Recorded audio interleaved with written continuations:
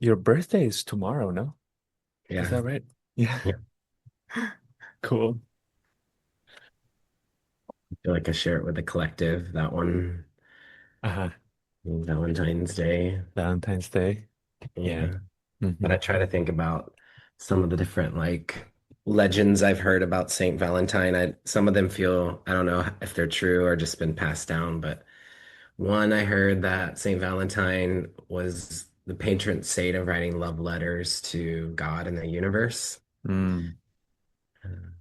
Then Hallmark kind of shifted that around. And then another one is that uh, Saint Valentine would like marry people, like bless Mm. marriages with people that weren't supposed to be allowed to get married. Like if it was like out of class or interracial Yeah. or in like gay marriage. So it was like a radical saint and then was put in jail and started like leaves would fall off the tree and would take the leaves and kind of like write little love letters like in jail, like with his fingernails. I've just heard all Yeah. kinds of stories because since it's my birthday, people will share them with me to help me read Hmm. that day. Hmm. Do Yeah. you see correlation of that in your own life or in your own work? Yeah, I even think when teaming up with Lonely Planet for this travel tarot deck, I told them that I'm most interested in writing a love letter to humanity, Mm. um, even more so than travel. Hmm. Um, they they said that that aligned with their vision for the deck. So, and it is interesting because Lonely Planet didn't consult me about dates for it to be released, and when they told me it was February 17th, Mm. I was just like, I didn't even bother telling them it's the Aquarius new moon solar eclipse, and I was like, that sounds great to me. Let's do it. I have found that to be the case with astrology, actually, that a Yeah, lot of the times people who are the least suspecting tend to be the most influenced or they have the best timing. yeah, And probably it's just because they're picking their antenna is picking it up from somewhere in the ether, you know? yeah. Hmm. I think that's something for us to consider as astrologers. I feel like you even just wrote something about this. Like when as astrologers do we like overthink things or like lean Yeah. astrology too much? And so I think that's a classic example of someone that's not even practicing astrology, but is somehow very cosmically aligned with the invitations of the lunation just because they are in the flow. Yeah. Yeah, Totally. yeah. Totally. Yeah. How did that collaboration come about, Jeff? The Um, they with reached Lonely out to Planet? Lindsay Mack Ah, for to write the deck. ah. And Lindsay was already working on Terror for the Wild Soul, which is their book that's coming out this year, and deck. And just really made a soft introduction, was like, here's Jeff Hinshaw. They've traveled quite a bit and they've also studied tarot. And so she just made a soft introduction. And then I interviewed for it. I think they interviewed a few other people. And then um, the day that they interviewed me, I was in LA, and after the call, I was like, that would be really cool because I used to love Lonely Planet skybooks when Mm, I was like in my early 20s. mhm. I lived in the UK for a year when I was studying creative writing, and I used their guidebooks when I traveled around Europe. So to interview with them kind of seemed a little surreal. And then, so I went on a walk on the beach, and then I found a Lonely Planet guidebook on my Mm. walk. And No way. I still have the guidebook today. And it's actually, it's a World Food Lonely Planet guidebook for Morocco. And so on the new moon, on the day of the launch, I'm hosting a gathering here in Joshua Tree. There's going to be about 80 people attending, and the food is going to be in honor of that book. Like we're pulling recipes from that book. And so my dear friend Stephanie, who's a chef, is like making food for all of us. So we're having a big celebration, and Morocco is connected to the Four of Wands in the deck. And the Four of Wands, I connect to a lot of these themes of like coming together and celebration. Mm, Yeah. But there's mhm. just been kind of like little magical synchronicities along the way of like alignment for me that this, like that it was a yes for me to do this project. and that's one of them. Yeah. Yeah. Yeah. Yeah.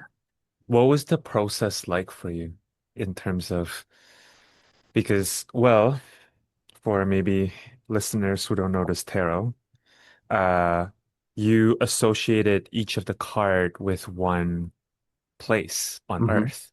And my first pull was it Naxos, Oh yeah, right? and Exos Greece, two of Yes. one. Two of Yeah. Wands, Naxos Greece.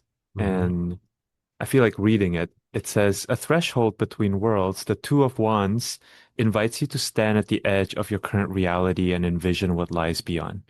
The Portara, Temple of Apollo, an ancient marble gateway on the island of Naxos, serves as a powerful symbol for this moment. Built as the entrance to a never completed temple, the structure now stands solitary, facing outward toward the open sea. It represents possibility, potential, and the courage it takes to dream beyond the limits of the present.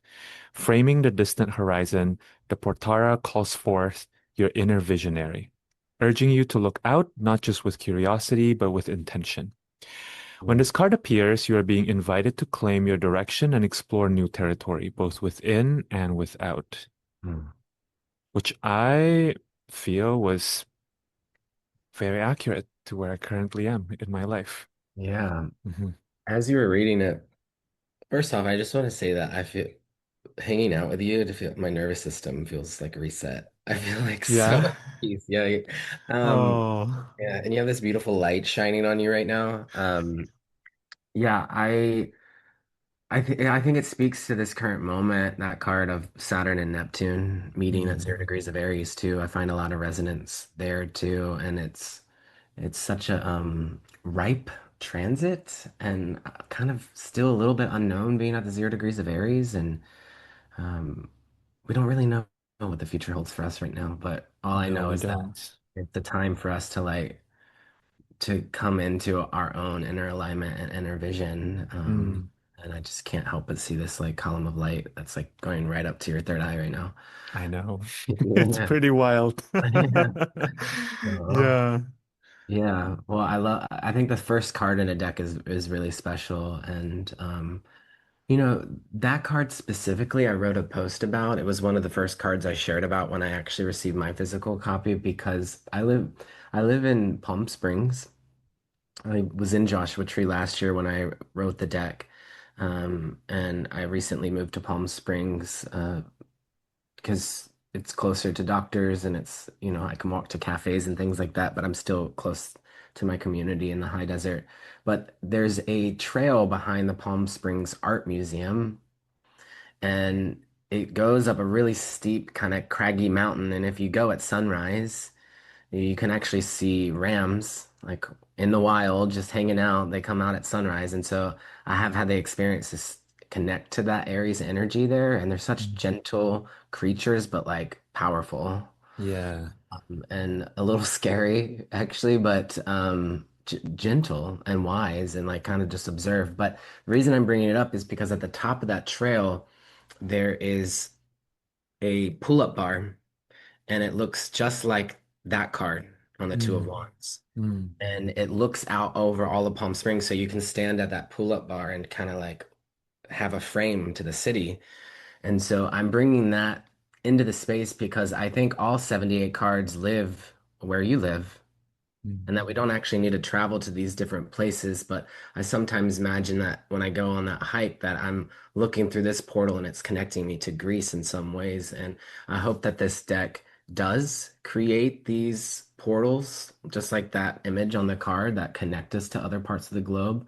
And I think that's very Aquarian, is just a grid around the planet. And I know that us having the internet is doing that. It's expanding our consciousness in ways that we have never seen before, at least in recorded history. Yeah. Um, and with Pluto and Aquarius, there's just continual devastation of what that means for us to be taking in so much information. The shadows are out and we're seeing them because Pluto's in Mm. Aquarius now. But yeah, that's a special one. I love that that was your first card. And I think the first card you pull from a deck, um, it gives you an insight into how you might use that. Yeah. So. Yeah, and then Yeah. you even mentioned you tagged a friend, I think that's in Greece or something. You're like, see you Do soon. you know Sabrina? I follow them on Instagram, but I don't think we've ever chatted. And Mm, I think I might know them like peripherally through you posting or sharing. that's so interesting. I think you, the two of you missed one another because Sabrina lived in Portland. Oh, okay. Yeah, for some time. You were also in Portland, right? I think the last time we Yeah. connected, maybe the two of you were even there at the Oh, same wow. time. Yeah, I Yeah. was there when Saturn was in Aquarius. Hmm. Yeah, Hmm. for 3 years. And it's my Saturn line. And I didn't know that until Nice. after like moving there. I was like, okay, this is a little too literal. But Yeah. What was that experience like for you, living on your what Saturn line? living on my Saturn line? It was I mean, it was like pandemic times. I mean, it was just like very isolating, Hmm. but hardworking. It was Hmm. like textbook. Hmm. I became a dog dad. I didn't really hang out with a lot of people because it was a lot of social distancing, and I think Portland held on to social distancing much longer than other places. Portland's a Right. very like activist oriented place. I think the weather also creates a dynamic where people are a bit more introverted in some ways, Mm. except in the summer. It Yeah. gets so beautiful there. But yeah, my Saturn line, it was karmic, it was intense. And I built a lot during that time Mm. and learned a lot. Hmm. And I don't want to live on my Saturn line, so that's why I'm not there. I'm now on my Uranus galactic center line. Ooh. How Yeah. is that different than the Saturn line Mm, in your experience? I don't really think about the line I'm living on. I'm just living my life. Mm. Yeah. So that feels cool. Yeah, I use Astro Gold. Mm. So you can put in like you can find out all your asteroid lines and the galactic center, any kind of star, Hmm. and find out your lines. What do you use? Astrogold, but I have to admit, I haven't really gotten super into astrocartography for some reason. Mm-hmm. Um, Maybe the time is just not Yeah. like it hasn't called me yet. Um, I consistently get a wave of people asking, Yeah. do you know anybody who does astrocartography? And I'm always referring them to you. But I gave Britain an astrocartography reading once and you came up in the conversation. oh, really? That's cool. Yeah. Because you can also look at like I could look at my New York line, Hmm. see like how I'm interacting with New York people, even if I'm not there. Right. And actually, this was part of Lonely Planet, like that. They saw that I had taught astrocartography workshops too, so they said to me that was part of why they wanted to work with me, even though it's astrocartography is not really in the deck. Yeah. Yeah. I didn't base it off of my astrocartography or anything. To answer your previous question, the process came about like first I anchored into the elements, Mm. wands and like this is desert or hot climates to honor the fire element, and cups is gonna honor rivers and oceans and lakes and waterfalls. Pentacles more earthy places, but some sign more like artisanal, like Mm. crafts. Yeah. And then swords is, maybe colder climates or steeper climates or more intellectual climates or darker, some darker tourism or like more sorrowful Mm. tourism like got like baked into the sword suit too, because to honor like the um, more intense themes of the sword suit. Yeah. Yeah. So that's I kind of started with that like larger structure of the Mm. elementation and Mm. then worked from there. But I thought about the places I've traveled to that were meaningful and tuned into what cards or archetypes felt the most present with them. And then I interviewed people. I Mm. interviewed probably over like 30 people and talked to them about their travel stories. And so each card has a unique story of why the location is there. Like one that I love is my dear friend Yared, who's from Ethiopia, who I met in New York.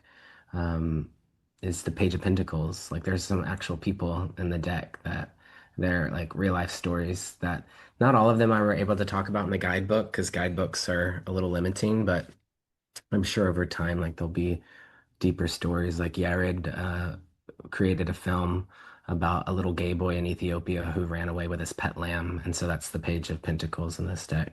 Mm, Yeah, so it just came through in a very like Aquarian way, and I've had people ask me like, "So are you planning on traveling to all 78 locations?" And that's not on my bucket list. That sounds exhausting, but I would love for all of us to, travel to at least one and maybe share stories. And so I do think of it as like a collective that can come together and talk about these archetypes in a more mm, global sense. That would be mhm. my hopes, is to just inspire more conversation and healing for us all. Yeah. Were there any particular cards that were challenging for you to either assign a place or write about? Yeah, I think some of the more intense ones, is like not wanting to like typecast a place in a certain way as like the devil Mm, or the tower. So those were maybe a little bit more challenging, but Vegas is the devil card. The city of sin, they even say it themselves, so it seemed like kind of obvious. mhm, I think having a place in the United States made sense for me as the devil card. Um, I think I focused a lot on like the illusions of like being trapped to consumerism with the devil right, card. right. But also, like Vegas can also be a really lovely place. I have a lot of friends who live there actually, and it can. So I wanted to honor and acknowledge the duality in all Mm. cards, I think. But yeah, and a judgment card is another like loaded card too. But New York City New is York judgment. City. Yeah, Yeah, yeah. and we had a few other spots. Each card probably has like three or four other locations that I presented, and it was a collaborative effort too with the creative director of the project, and then Mm, also it was a team of artists, and so it was a team of about 10 people coming mm, together on this project. mhm, Yeah. mhm. Yeah, it definitely um when I got my box, which was really just absolutely gorgeous, I think that was the first thing that jumped out at me, Jeff, about how collaborative it felt. Like it Mm, felt like it was really like a group effort and it felt really exciting and yeah, felt very you as well. Like I've always kind of felt that Aquarian energy running through your work. yeah. Um, and prior to this conversation, speaking of the Aquarianness, Hmm. I feel like I see both the Aquarian and the Virgo in what Mm. I'm about to say. Um, Honoring your Virgo moon. You do have a Virgo moon, right? Is that right? Yeah, holding it down. I have like all my planets are like in the transpersonal signs, like Sag, Aquarius, Yeah. Pisces, Capricorn, and then my little Virgo moon over there holding it down. Yeah. I love that. Um, but you know, reading your bio on your website this time, it struck me how multimodality you are. And it's Hmm. funny because I think in my mind, having followed your work for a long time, you've always like there's a box in my brain that says astrologer and you're in it. Yeah. But I'm reminded now that I also took tarot courses from you and you've been doing your work for a very long time, Yeah. Jeff, for this line of work, right? Because we know that people come in and out, you know? Yeah, I was a tarot practitioner before astrologer. Mm, And um, before that, I taught yoga for years. Yeah, and so actually, yoga like kind of forms the foundation of my practice, and coming back to the body is a big part of my work as an astrologer and tarot practitioner. yeah. That's even in the deck too. I do like there's an affirmation for each card and a reflection question, and I talk about the body some, not as much as I would have probably liked, but um, and that is the foundational practice in my life. Like I'm on the mat every day. It's Mm, the only way I really know how to exist mm, um, in this body at this time. And I think for me, that's it was through the body that I began to um, expand my consciousness to Mm, understand these archetypes, to start to feel them in my body. And the memory that's coming to mind now is when I was first studying the tarot, I would like hold shoulder stand and I would take 22 breaths, one for each major arcana card, and I would mm, go through the journey. And it kept, tarot and astrology keeps my mind focused and like the sword of my mind sharp. mm. Um, but I need to like slow into the body in order to like integrate it. And so, yeah, I love embodiment with these practices. Yeah. Yeah. Yeah. What does coming back to the body mean to you? Like, actually, like, there's a million things for me to do today. Probably because there's like so much in Aquarius right now. Um, Usually my apartment's really clean, because it's Virgo moon, but every Aquarius season, it's like, it's like chaos. Everything's everywhere. Yeah. Hmm. Um, but I literally like coming back to the body is like me carving out 90 minutes today to stop and to be with my body. Mm, And that takes a priority. And I think, you know, there's some things like that not that I think are a privilege for me that I'm like, you know, chose to not have children or get married, um, so that I could be in my body. mm, And if I had if I had taken my life in a different direction, I don't know, I wouldn't be a peaceful person. mm. So really it's about cultivating peace, I think, is coming back to the body. Yeah. And it's just like peace with this current moment. And yeah. So literally, I mean, that's literally coming back to the body is like carving out the space in my life to do that. Mm, Yeah. And some days I'm not perfect. Obviously, I don't do it every day, and it's not about perfection, but it is about just like slowing down. Yeah. yeah. Yeah. Which, Yeah. you know, I'm curious how you do that in New York. Mm. Yeah. And if you do, I think I'm still figuring that out. yeah. I'm still figuring that out. And embodiment is such an interesting experience because I've also noticed sometimes slowing down didn't always sometimes it doesn't do the trick for me. Yeah. Sometimes it almost gets me in this like stuck nervous system place. And the journey is to find that flow. Yeah, and I think it's all about finding that balance in your life. I think Mm, for me, I'm like nonstop, like hmm. go, go, go, go, go, go, go. Yeah. So me slowing down is like is what I need, um, at least at this moment in time. And though Hmm.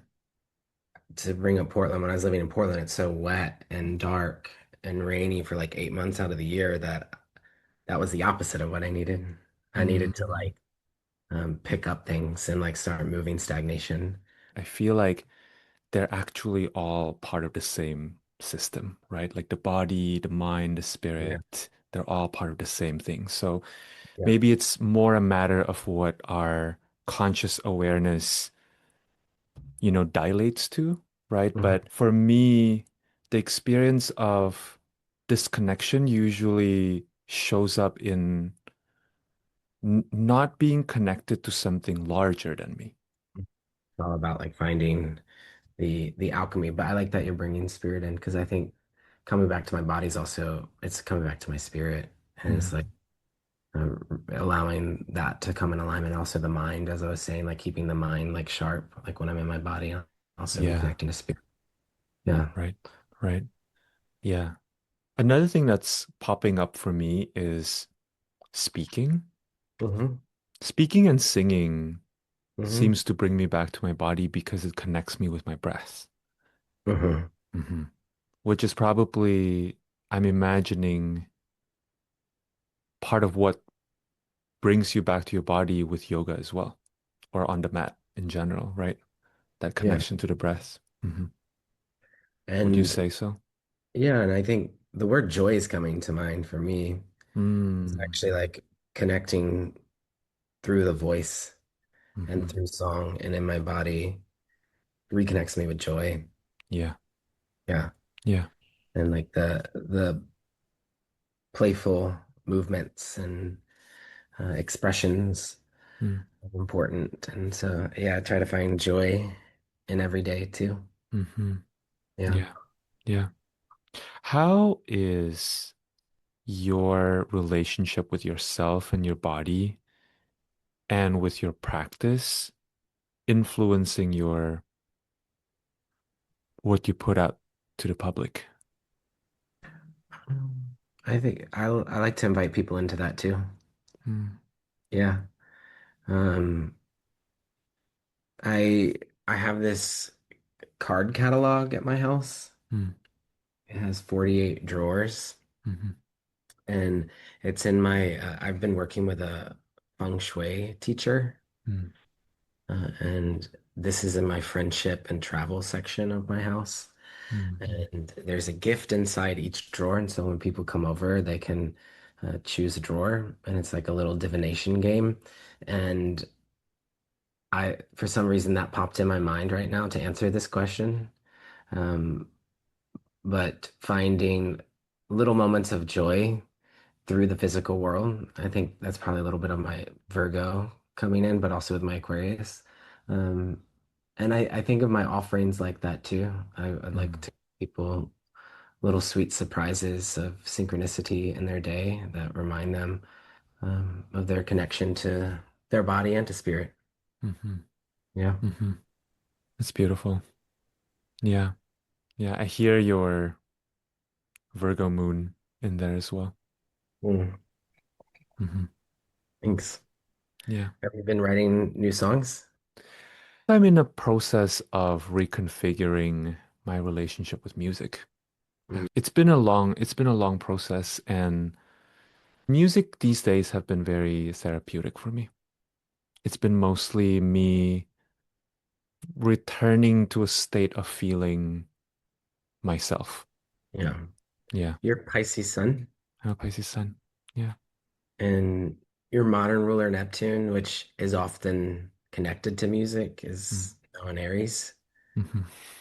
hanging out Yeah. with Saturn. So I'm also like, I'm curious about that. There's something about the 0 degrees of Saturn where it's like, it feels like a seed to me. It's like we're like, there's likely some sort of new chapter for you around music, but it's maybe Mm. like still seeding or something. But I've been seeing these videos of people talking about wanting to really be impacted by music and by art and by film, and how that experience is becoming less and less common in the world we live in now.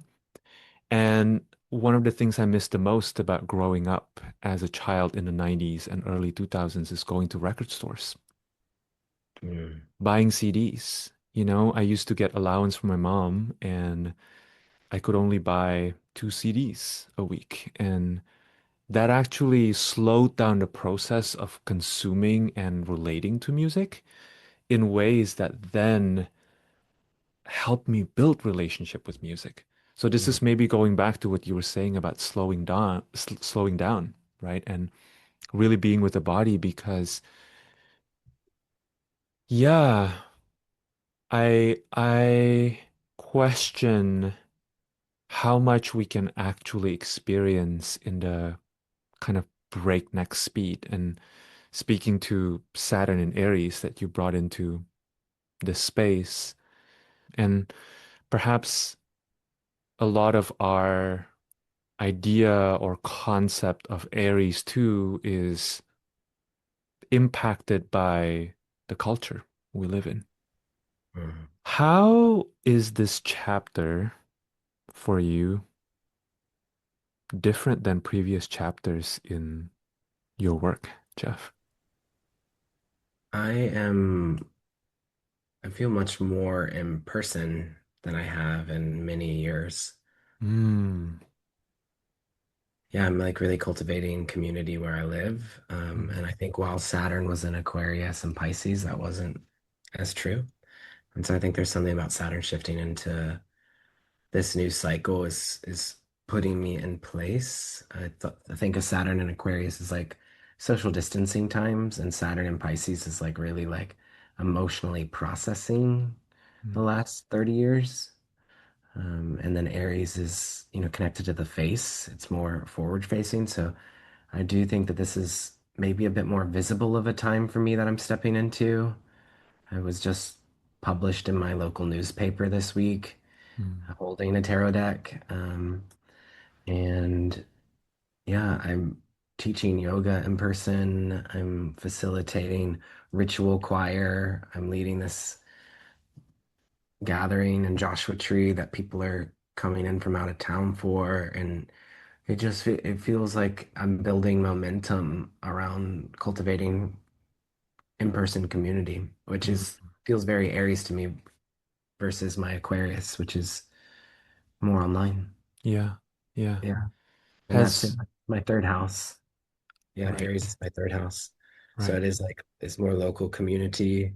I think I might be writing for a magazine that's locally soon. Mm, Been in the works of talking about that. So yeah, local feels important to me right now. yeah, yeah. Yeah. Has being more in person shifted the way that you think about your craft?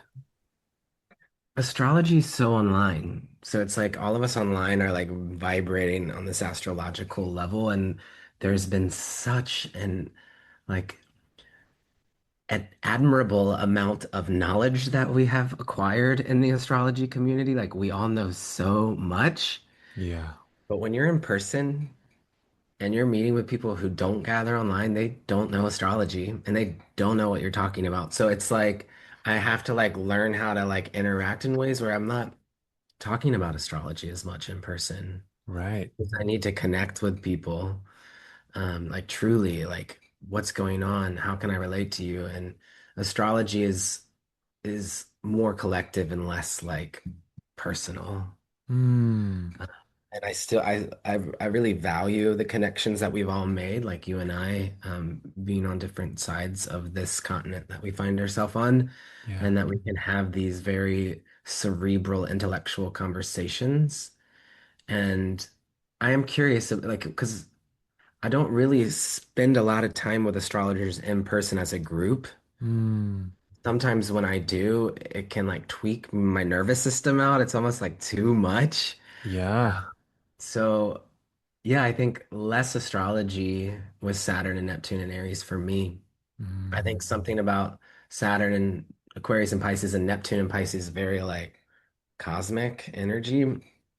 Uh, but I'm curious to see, I think all signs are connected to astrology in some ways, obviously, because they're part of the zodiac. But yeah. uh, yeah, there's more like hands-on things to be doing right now. I feel like that we're Hmm. being called, and depending on what city you're in, I think if you're in Minneapolis, like there's certain things that you're tending to that are like very like putting you in your body, putting you like in face to face with people, Yeah. whether it's being at like a protest or um, confronting someone that's like ignoring your boundaries. That I've Mm, had so many opportunities, even since Neptune entered Aries, to stand up for myself. hmm. Yeah. Yeah. Yeah. And I feel that too. without naming the specifics, it's like I'm just like, that's not okay. And Hmm. I'm normally pretty chill, but like that was fucked up and I'm gonna call it out, Yeah. like so I definitely like yeah, it's less cosmic and more like boom. Yeah. Yeah. That's bringing something up for me, which is Aries can also teach us how to go directly to what we want to say rather than around it, right? When we think about Neptune and Pisces, there's a lot of kind of this, I'm making like circular motion with my hands, like going around the thing to understand the thing. Whereas Aries is like, we're going in there, Yeah. you know? So it's a little cuckoo banana pants with Neptune though. It's like I feel people like coming at me or coming at other people where it doesn't feel like a line, like feels Yeah. cloudy. Yeah. Since Neptune entered Aries, I've been noticing different relationships in my life where My role is to literally be a screen through which people project their stuff. There's something about recognizing if you are a mirror or a screen that other people project upon, your job is to kind of serve it back to them because Mm, it's their job to transmute whatever is happening for them, right? And that to me feels like such a different orientation than when Neptune was in Pisces, where perhaps there was a higher degree of confusion for me, also being a Pisces sun, about is that mine or is that yeah, other person's, you know? yeah. I also think Aries, like I used this word earlier, I think of Aries as a very joyful sign. Mm, Yeah. mm, It's very expressive. It's just like a candle flame. yeah. And I think it's like kid energy. I do think like Aries has that like um just instinctual way of finding the joy and I don't think we talk about Aries like that enough. Mm, hmm. But Yeah, all of the Aries I know in my life have a very playful side. totally. And some are like little instigators, like want to push your buttons a little bit. But want you to like celebrate your side. I think of Aries as like I shine bright and so Mm, can you. Like, let's shine bright together. Let's do this. yeah. And so I'm leaning into those qualities, meditating on those qualities. There's a card in the tarot deck actually that's connected to Saturn and Aries. Mm, Each card has a astrological connection that is pretty Aquarian because hmm, I made the system up myself. So I think there's some very traditional things about this deck, um, and there's also some things that are new systems. mm, And I never fully resonated with like the traditional associations with the minor arcana. The major mm, arcana is still traditional. yeah. But I made fives connected to Saturn in this deck, and so the Five of Wands is Saturn in Aries. And so I also hope people will will use this deck to meditate on certain transits. Mm. I'm curious to hear how the travel tarot has felt different than creating your other deck, your astrology deck. Oh, wildly different because this has been so collaborative, like Mm, having the honor to team up with artists hmm, that are creating the images and it's being published around the world. mm. And it's out of my hands at this point. Like I don't own the rights to it really. My name's Uh, on it. uh, So it's I'm teamed up with a large company, yeah. that has many different groups within the organization. Like there's a social media team, there's a marketing team, there's an Mm, events team. It's like to like get anything past there, it takes months. mm. So even like if I wanted to make a slight change on a card, like went through, I had to go through like such a long process. There's like a machine behind it. Yeah. So Yeah. I've never been a part of such a large organization that has been around since the 70s. That's pretty wild. Yeah. Hmm. So yeah, it feels really big. Mm, Yeah. And I'm thinking about Saturn and Neptune meeting at 0 degrees as a world point, mm, and it feels really interesting to be releasing a deck connected to the entire planet when Saturn and Neptune are both at 0 degrees of Aries. totally. Yeah, Totally. but I have big visions for it, and I'm holding the high visions for it, and um, I hope that people enjoy it. Yeah. Put a lot of Yeah. hard work and love into it. Hmm. Yeah. Hmm. Yeah. What was your favorite part of the process? What popped in my mind now was like when we got to the art, Mm, and, and I got to see the images come alive hmm, and see how the artists were interpreting what I wrote. So, um, the most fascinating thing for me is like when you do a project that's over a year long. mm, Um, my biggest takeaway as an astrologer is I now understand Mercury retrograde and how the three of them connect to each other. Mm. So this is probably a review for some of us, but when Mercury stations retrograde in a given year, it will typically be in the same element. Yeah. So when I was creating this, I had the first Mercury retrograde was in Sagittarius, fire. The second Mercury retrograde was in Aries, fire, and the third one was in Leo, fire. So Mercury connected to writing and communication was really important for me in this year-long project that I was doing. And when Mercury was retrograde in Sagittarius is when I got the most work done writing, specifically around Sagittarian themes. That's when I chose all the locations in the world, which is very Mm. Sagittarian. Right. And it was when I was like presenting it to the editor and saying, what do you think of like Talamanca, Costa Rica being the Seven of Pentacles and we honor this cacao farm? And they're like, I like that. And then I would present another location and it was very Mercury retrograde because it was like back to the cutting board in some ways, but Sagittarian, like, how are we going to connect to the world at large? And then when Mm. it was Mercury in Aries, Mm. a new editor got brought into the process. And I had already turned in the final manuscript and they Mm. came back and everything was in red. And I was like, Whoa. and I had to like stand up for myself. I was like, um, this isn't in alignment with my vision, actually. The person that y'all just hired into the team that came in 4 months later, like, is taking agency over this project, and I'm Mm. not okay with like I had to stand up for myself during Mercury retrograde in Aries. But then Right. we got really clear on the intention. Mm. Like it was like I was like, this is the intention here. Mhm. So the Mercury in Aries is my least favorite of them. And then when Mercury was retrograde in Leo is when we were doing all the artwork. Mm. And when we were also finalizing the the exactly what it was going to be said, and it was like this is the card and it's like complete. Yeah. And I finished it it started in Virgo season and went all the way to Leo season. Mm. But yeah, I had those three major Mercury retrograde moments and fire signs, and like now as an astrologer, it's the first time I have such a holistic understanding of the importance of that triangle that's created with Mercury. Yeah. So I'm interested to see now that we've shifted to water, what the Mercury retrograde and water signs will Mm. bring for us and how I'm observing them now from a more annual perspective Mhm. than I Mhm. am of just like kind of getting lost in the weeds of just the Mercury retrograde. Like it's connected to a bigger picture. Yeah. Yeah. Yeah.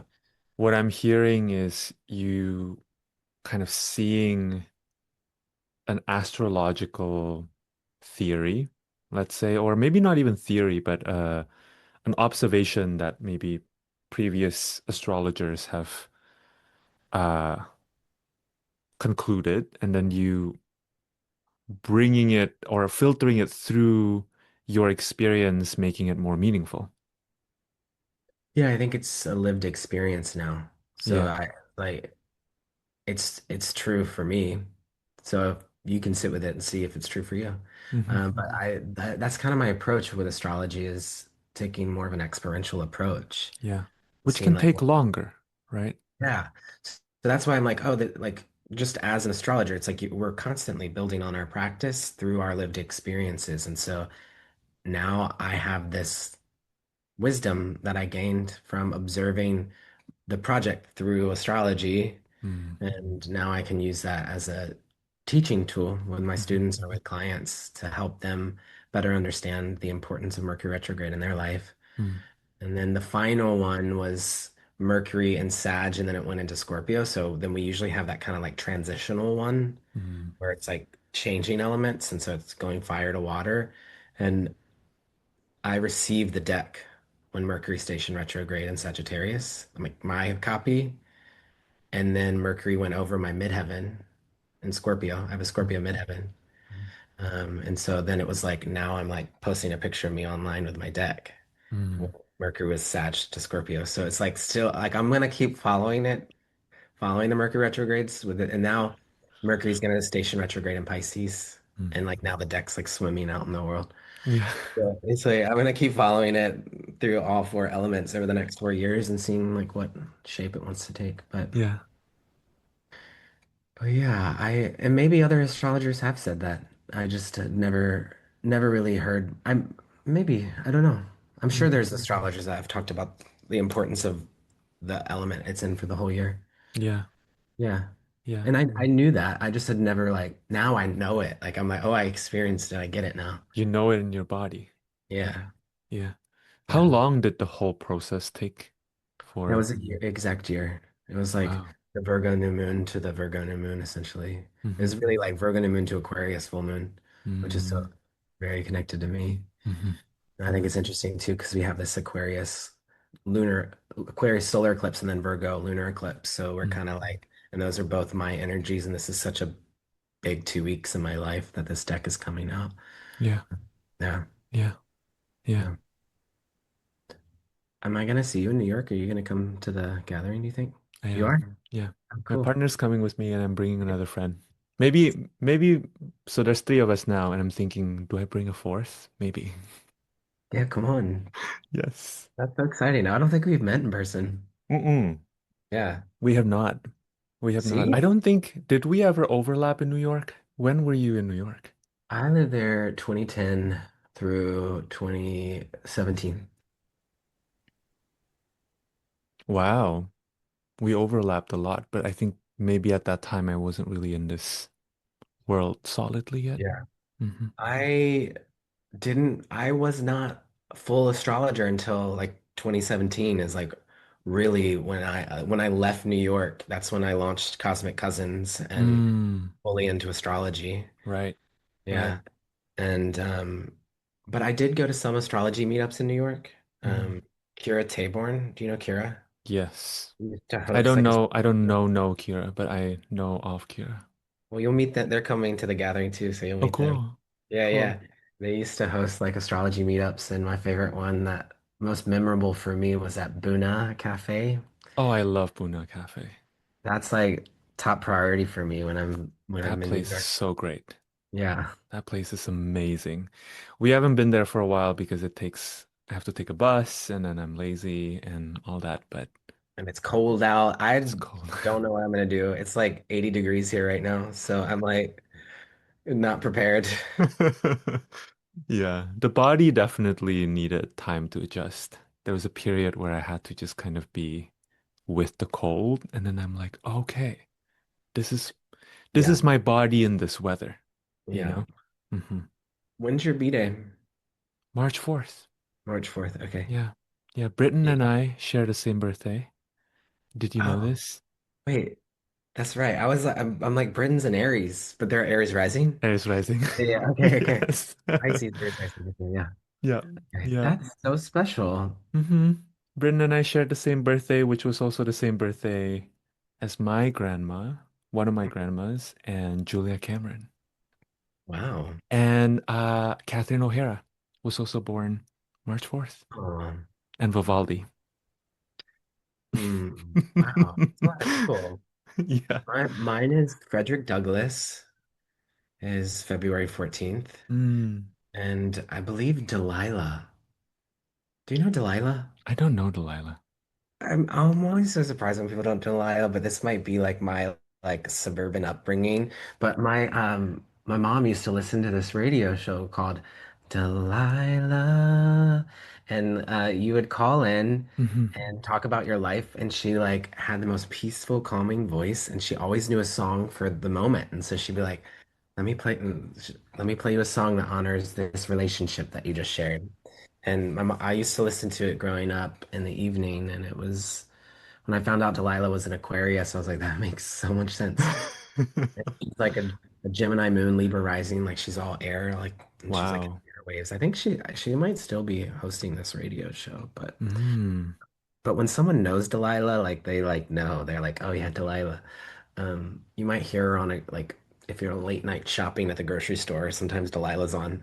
Hmm. Hmm.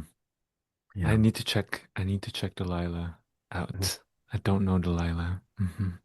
She like lives in a basement in Seattle and has like an ostrich farm or something. We're super out there in Aquarian.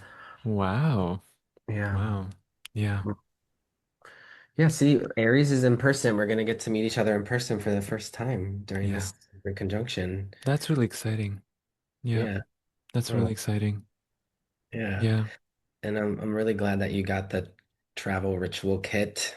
Hmm. Lonely Planet was nice enough to let me like choose 60 practitioners to Mm. like you get a deck and you get a deck and you get a deck. I wish I could just give it to everyone. Yeah. Like there is a little bit of like, oh gosh, people are gonna feel left out. Like I'm just like want Mm. everyone to have one. But Hmm. you're someone who like I just respect your work in the world, and we've been connected now for so many years, and so I just wanted to honor our connection. I think Britain's getting one Oh, too. And I yeah. Oh, just really value you, both of you so yeah. much. I Yeah. value you too. Mhm. Yeah. Yours, I was thinking about how your podcast was one of the first astrology podcasts I got into. Britain Mm. actually recommended your podcast. Aw. That's how we got connected. And I was like, oh, Jeff is really cool. You know who inspired me to start a podcast? Who? Anne Ortley. Cool. She's the Yeah. OG. Yeah. Yeah. I listened to her for years, and then I was like, I think it's time for me to do it. Mm. And I sometimes left her podcast feeling more anxious than I did starting to it. I learned so much, but I'd sometimes be like, "Whoa, that was a lot." So I was like, like my intention is to like make people like feel like less anxious. Mm-hmm. Um, Mm-hmm. and I still value so much of what she shares. She Yeah. has so much knowledge. Yes. Yeah. Yes. I remember during the pandemic, there was one episode where she cautioned people about food shortage, and she said, "Get your cans of soups." And I did it. And Yeah. then that box expired, Jeff, because we never used it. But I Yeah. was like, well, better to be Yeah. prepared than not. Yeah. Yeah. Yeah. Shit. Full on Virgo Yeah. energy. Yeah. Yeah. But What's been your process like with your podcast? Because you've had your podcast also for a long time now, and I did, but I lost. Did you know I lost it? All the episodes got deleted. including the one I was in with Britain, right?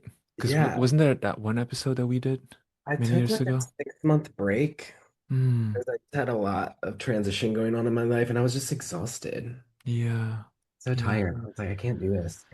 Um, and then I didn't log in for 6 months, and they had sent me emails, and I didn't see them. They like went to my like spam folder or something, and they're like, if you don't log Wow. in the next 30 days, your account will be deleted. So I lost everything, like 8 years, Wow.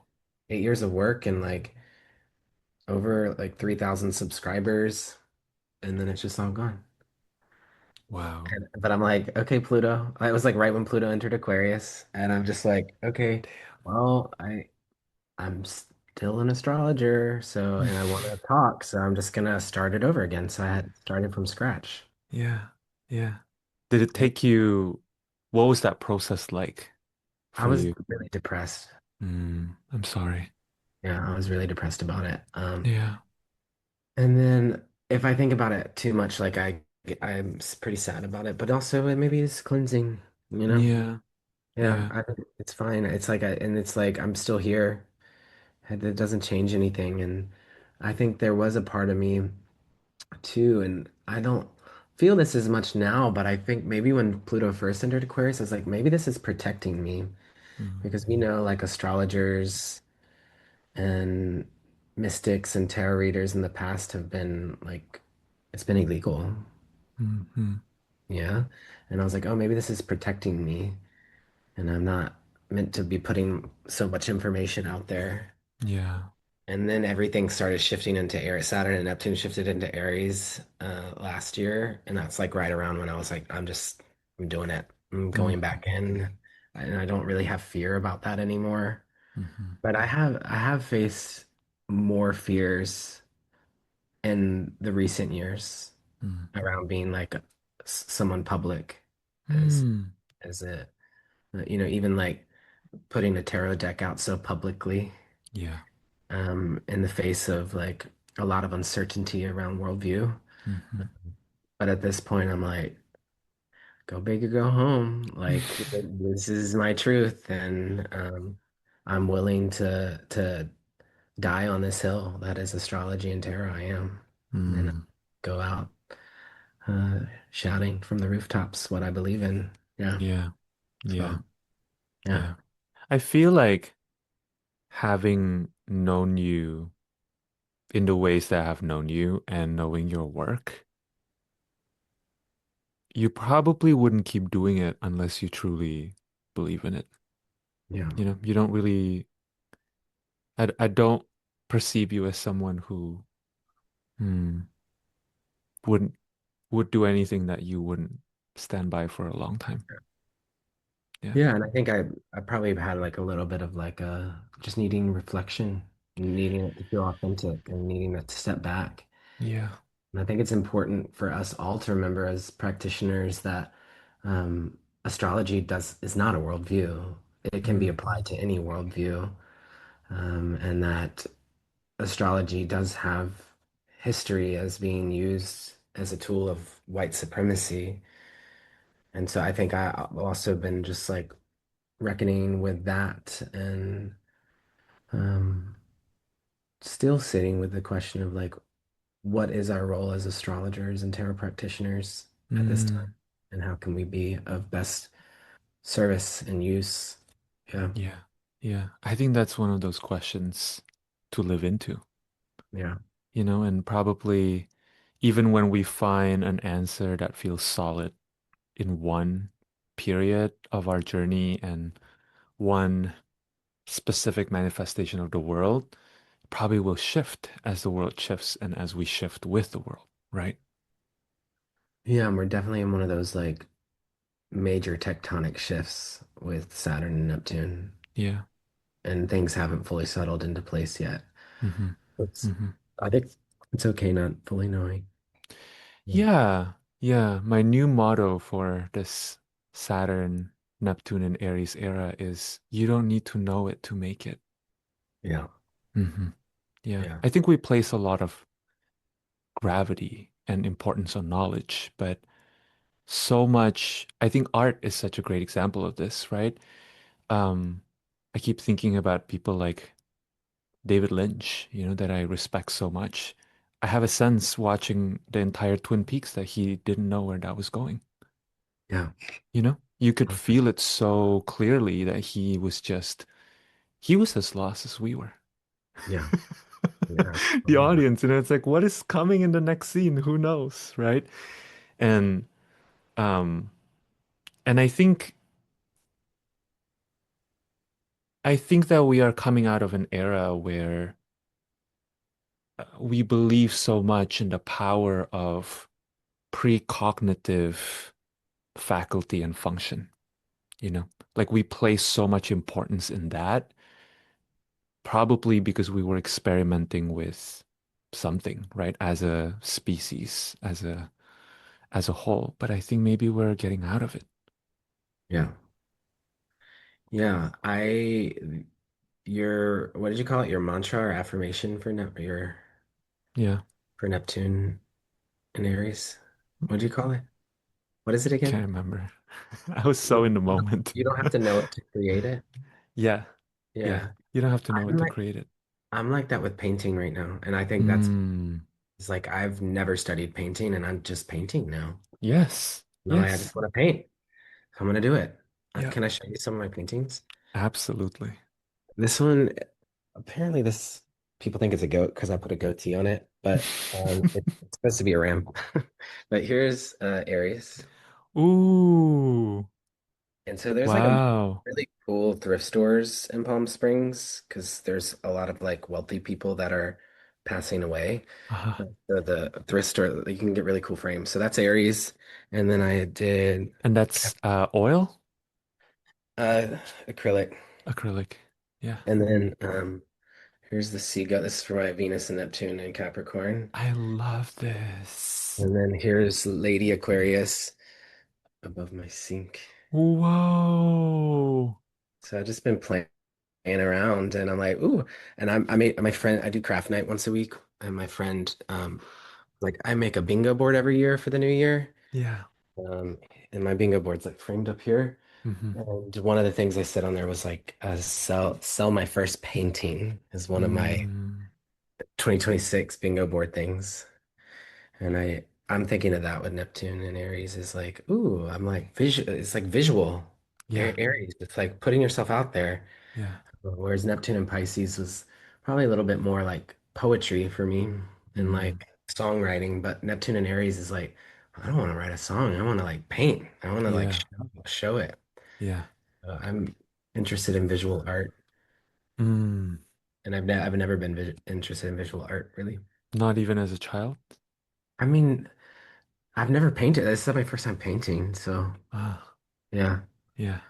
yeah, I feel like those interests that kind of came out of nowhere is a really good sign that you're listening to your intuition and what's present. yeah, yeah. I think that that's another thing for Neptune and Aries, listening to your intuition and being present. Yeah. Aries is so much about presence. Hmm. Um, should we pull a card to close our time together, you think? Yes, let's do it. Let's Do do we it. each want to pull one? Yes, Okay. please. I did a very thorough shuffling of this deck, so I can Oh, have good. confidence that it's somewhat random.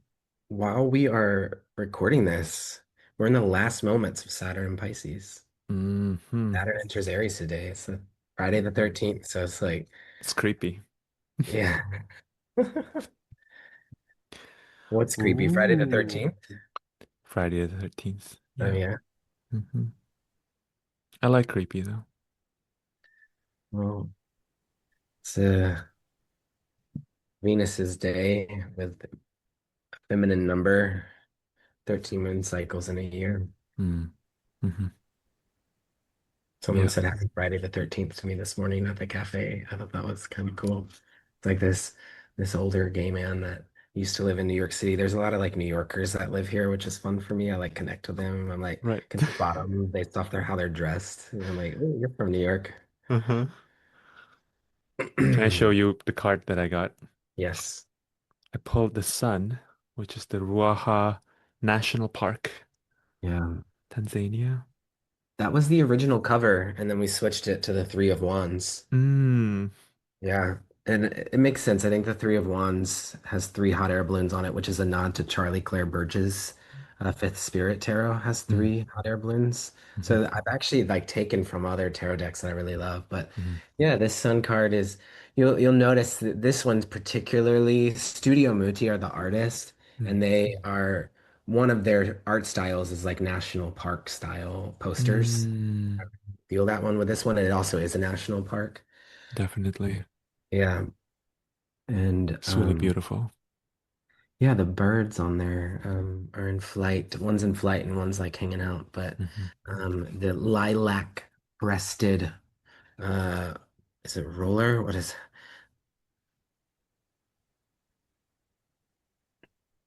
the lilac breasted roller? Yeah. Mm. The bird there's like hundreds of bird species This in this one. part of the world. Hmm. But that was like the one where I was like, I didn't choose the artist. Like I was like, listen to your intuition, choose which bird you want to like put there. And I like 'cause I wanted the creative process. So, some things were like very specific Mm. and other things I was like, you like be free, like Mm. especially on the sun. Like it's like the sun is not about particularities. Someone wanted them to creatively express themselves. Yeah. So that Yeah. was like fun to like explore and see like what they channel. But yeah, what is this bringing up for you? Seeing the sun here. I feel my heart opening Mm. looking at this. I feel my whole system breathing a little deeper. Mm. I love the sense of depth in this card. Like you can feel how, and this is, I think art is like so magical, right? Because it can convey something that actually isn't there, Mhm. and that's what's coming up in this moment. Like I'm seeing this just kind of sense of perspective from this Yeah, card. Yeah. yeah, Yeah. And the other thing that's coming up, I have been thinking about this throughout our conversation. I've been recently reading this book. Damn, I'm forgetting the title of the book. But it's basically about travel in the um, medieval era. And Mm, I never fully understood this connection that travel has with the ninth house, right? Which is traditionally associated with the sun. mm, But there's something in that book where they said, especially in olden times, people really weren't able to, like, traveling was very perilous, right? It's an act of going outside of your known comfort, and it's about knowing the world. It's about knowing what you don't know, which is very much about, what the sun can be about. And that's kind of yeah. what I'm picking up from this card too. It's this Yeah. idea of, Yeah. yeah, The sun connects us to the world. It's like yeah, we all experience the sun yeah, wherever we are. It's like the sun shines on all of us. We're all like part of this mysterious cosmos, mm, hmm, and it's the most visible. And it's my solar return tomorrow, and your solar return's coming up, and then there's a little sun glyph on there too. So I think in some ways it's like this like little cosmic wink to both of us. yes, Yeah, yes. I pulled a card. Hmm. Tell Got us. Three of Cups. Three of Ooh. Cups, the Isle of Skye in Scotland. Mm, And this is actually this is dedicated to Lindsay Mack. I asked Lindsay what their one of their favorite places in the world that they traveled to, and they said the Isle of Skye, Scotland. And I just like took in what they shared, and I was like, I think I'm gonna make this the Three of Cups. And then like that week, Lindsay released like their Three of Cups community online, and I didn't mm. even know. So that, sometimes like there would be confirmation from things happening where I'm like, yep, this is the Three of Cups. Yeah. I'm gonna because sometimes I would like kind of question my intuition a little bit Mm, at times and be like, is that the right location? But then it usually would get confirmed in some sort of way. But yeah, the Three of Cups for me is like sisters coming together and mm. like communion and celebration. And this is the spring in Scotland. And so it's like a super bloom happening Right. and three different butterfly species coming together in cohabitation. Mm, And threes in this deck, I connect to Mercury. hmm. So this is Mercury in Pisces card. And Mercury is currently in Pisces. And I have Mercury in Pisces. Mm. We Do you? both do. Yeah, Yeah. we both do. Is it you or Britain that I have Mercury in Pisces at the same degree? Mine is, I think, 1 degree, 0 degree, 1 degree. Yeah, Cutie.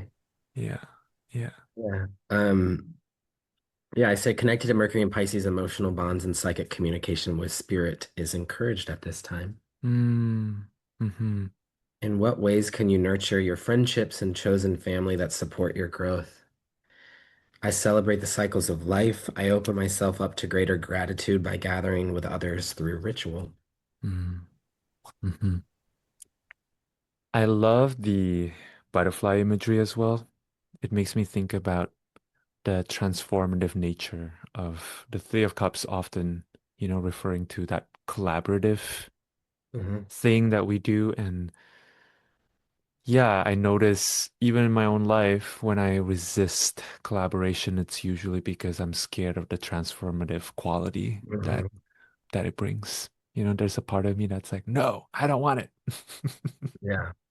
Yeah, You seem very like a very collaborative person to me, though. I can be. Hmm. Well, thank you for inviting me on the podcast. Thank you, Jeff. And thank you for having this very, yeah, what feels like a very fluid Virgo Pisces conversation. Yeah, We're about to be in those waters pretty soon. I'm feeling the shift into Pisces now with Mercury and yeah. Venus. Well, congratulations, Jeff.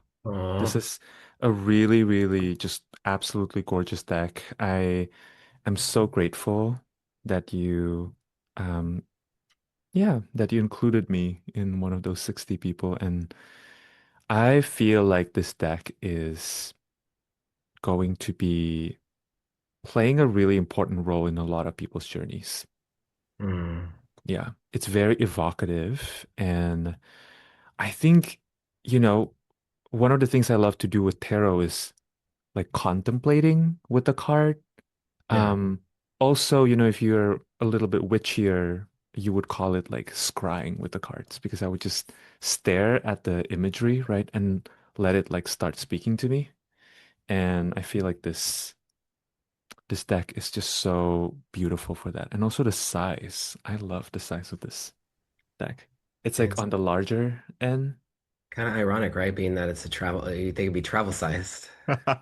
It's like, Maybe there will be the second printing, yeah, they're like, you know? you will not be traveling with this deck. It's very large, but it is a travel tarot. Yeah. Yeah, I like to scribe with the cards too and put music on, like put the playlist Mm, on shuffle and let the music kind of like evoke some yeah. deeper sense of feeling. And block your analytical mind a little bit. Mhm. Yeah. Yeah, yeah, Yeah. I think Mhm. so. Yeah. Well, yeah, I hope that anyone who feels called to it will get a deck and let me know how it lands with them. I've seen a lot of like ancestral things coming up for people. Mm. First day I had it, I went to a restaurant and like had it out on the table. My waiter was like, "I'm not afraid of the tarot." And I was like, "Okay, do you want to pull a card?" Like, I don't know what to say. And he pulled a card and his jaw dropped and he's like, "Are all the cards about Cuba?" And I was like, "No, there's only one card for Cuba." And he's like, "That's where my parents are from." Wow. He's like, and he's like kind of like a tough guy and was like Mm. starting to tear up a little bit. Mhm. And he's like, yeah, they immigrated here in the 60s during the Cuban Revolution. I was like, well, that's what I write about with the card is the Cuban Revolution. Mm. So his mom followed me on Instagram. And Oh, afterwards, yeah, and I want to gift them a deck. And I'm gonna go by the restaurant at some point now that I have some copies. And her Insta handle is like something like love to travel or something. So I was like, it's like too perfect. that's Yeah, amazing. yeah. Yeah. Yeah, I'm interested for people to like connect to maybe cards that connect them to their ancestors. Yeah. Yeah. Thank you, Yeah. Jeff. Thank you. Lots of love. Take care. Big love.